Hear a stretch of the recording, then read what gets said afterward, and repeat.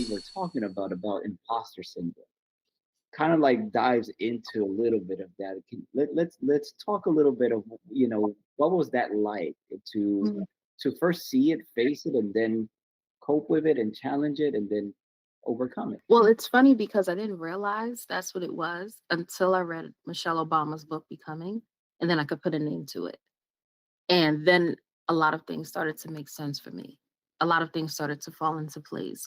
And it's funny because the position that I'm in now, literally the first workshop that I did was overcoming imposter syndrome. And it was because we were having a brainstorming conversation about a 2 day conference we did at the time.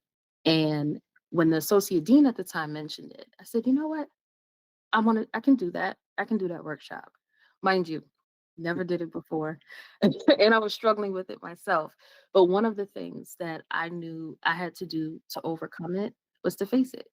So I did my research. I made sure that I put all the information together, came up with a survey, all of those things. So that way, not only could I speak freely about it, but I could also help the students that were in the room. And believe it or not, that was therapy for me.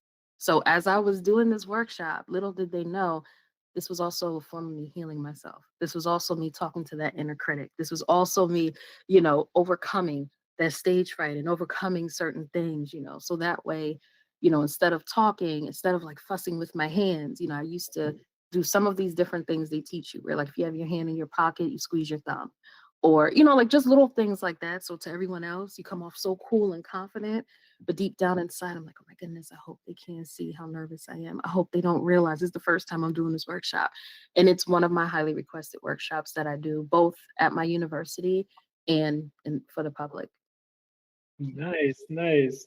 Yeah, I gone through imposter syndrome before too, and I realized it's like in the beginning stages, it's like it feels like it, but it's like you're going through the actions of it, which then doesn't make it an imposter anymore. Because you're going through the actions. It's different if it's like, oh yeah, I'm a speaker, but then it's like I never spoke before, right? Versus like, oh, I'm a speaker. Let me just speak, and it's like, okay, I can put myself out there, right? So it's such a difference with the imposter, like starting off and getting into it. It's still like a little lag between hand. It's like, oh, it's my first one.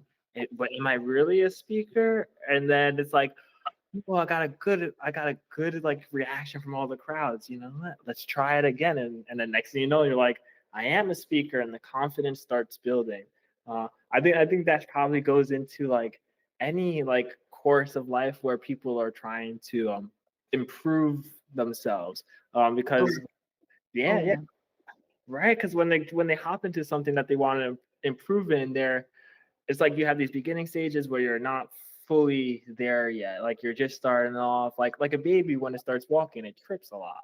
So it's the baby stage, and then you start getting into the adolescent stage of the activity. And you're like, oh wait, I can start walking. Let's start running, and then you're Mhm. on a full sprint from there. Like I love like imposter syndrome. It's always hard to overcome until you really recognize like, oh, I got stability while walking now. Exactly. And the other thing is too, I want people to know that because the name says, oh, syndrome, it's not in the DSM manual. It's nothing like that. It's not a mental illness. It's just some people call it imposter phenomenon or different things like that.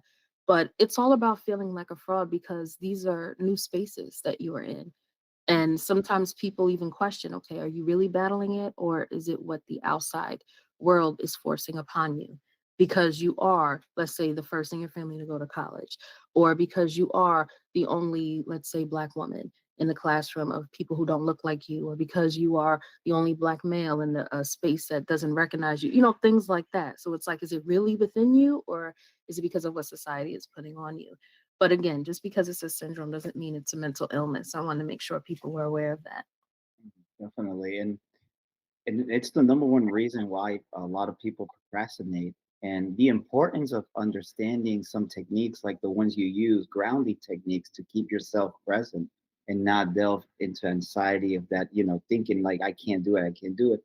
The Yeah. thumb grounding exercise is beautiful. Like this is why I believe there needs to be a better connection with psychologists. Just the fact that you can learn so many techniques where you can actually Mhm. ground yourself and prepare yourself to not procrastinate anymore and not, you know, feel like you're that fraud, like you're saying, because Mhm. you're armed with little techniques like breathing, like grounding, taking making your thoughts a more positive, making your thoughts of a positive environment. Little techniques that people can teach you so you can empower yourself in those moments. And I love what you just said. The thumb exercise is beautiful. Oh, I'm yes. pretty sure Autumn has some questions there too.